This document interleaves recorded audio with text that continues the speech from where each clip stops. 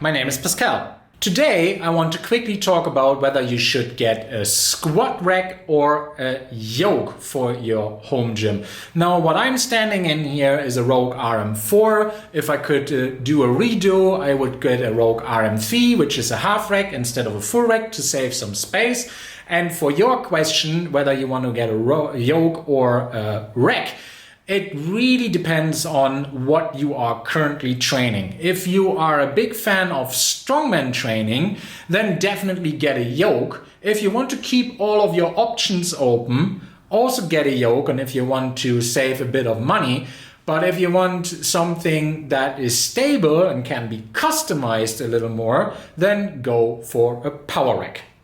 If you are a home gym owner and you're asking yourself whether you want to get a yoke or a home gym, then I would personally ask myself how accessible the outside is actually for your training. So the more likely it is that you can just walk out your garage and then, use the yoke outside on the street without being sued by the local community, then the more you can lean towards the yoke. Also, the less attachments you want to buy for your rack and also the less weight you use on most of your exercises, then again the yoke wins. Also, if you want to do a lot of lifts like stone lifts, or any other kind of strongman competition simulations, then the yoke wins hands down over a power rack. However, the yoke itself has a few downsides, so it is cheaper and it's also more versatile, but it's more versatile for the person who actually knows what they're doing. So in terms of safety, I think the yoke is not as safe as a power rack. You can't drill it to the floor. You also won't be able to actually put safeties in. Some people will say, yeah, Pascal, safety spotters. You know what? If you've ever used safety spotters with a considerable amount of weight, you will know that, in my opinion, safety spotters stink because these safety arms, they are the only thing in safety equipment in a gym that I've ever broke. Like I did, deadlifts to the spotter arms with 180 kg. It was not broke equipment, it was different equipment, but still the spotter arms broke right off the whole setup.